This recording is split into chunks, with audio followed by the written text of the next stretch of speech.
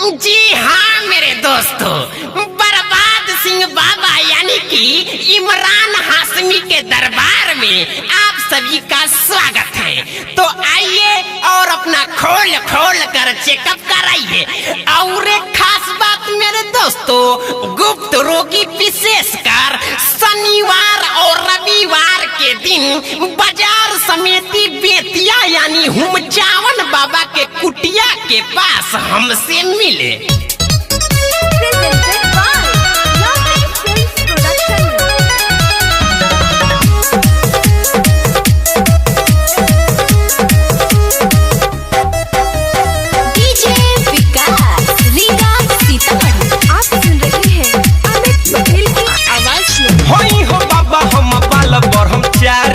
आगे से कम ज्यादा देखी ले पिछाड़ी।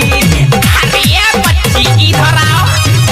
होई हो बाबा हम बाल ब्रह्मचारी, आगे से कम ज्यादा देखी ले पिछाड़ी। कि हमरा छुआते ही भागी जाला तू। बाबा हमर गोड़ घहराता, कोमर पिराता, आ कपार टोन टोन मारता। हाँ तो इसमें चिंता की क्या बात है, हम अभी ये दूर कर दिए देते हैं। जैसे जैसे हम मंत्र पढ़ेंगे या विध करेंगे वैसे वैसे आपको करना है, ठीक है? मंत्र पढ़ना है या विध करना है? ठीक बाबा। हाँ तो मंत्र बोलिएगा जजमान।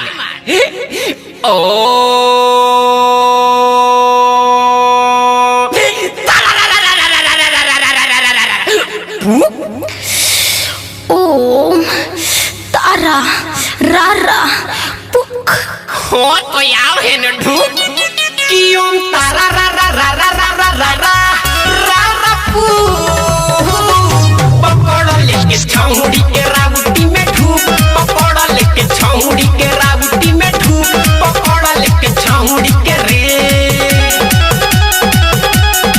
कि ओम तारा रा रा रा रा रा रा रा रा पू।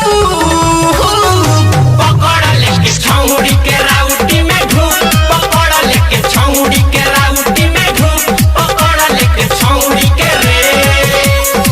अरे अरे बाबा ये का करतनी रोगा? अरे होटी होने जाए दी। अरे तो बिना भीतरी ढुकले कैसे होगा? चलो भीतर। गजबे के चालबा नीत सुपर मालबा है। देखिए कारा के बिगड़त हमनी के हालबा। काचला सही बोले ना। पाया के गुरु चला मिल के मिटावल जाई भूख। अरे बाबा राउर है चेलवा बड़ी तंग करता।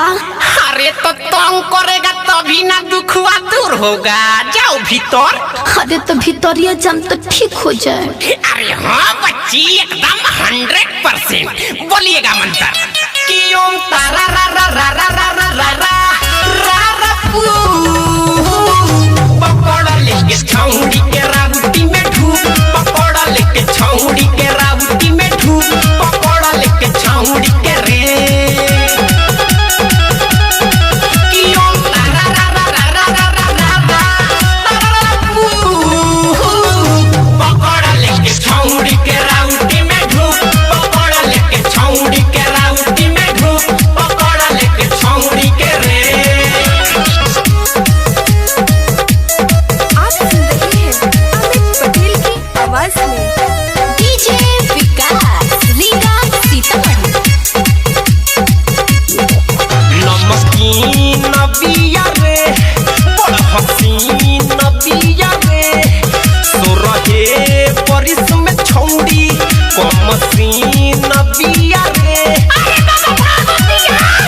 पकड़ पकड़। तला के अमित दीवाह पर से हो जाई चूक। अरे बाबा नीचे ना, खाली ऊपरे दर्द बा।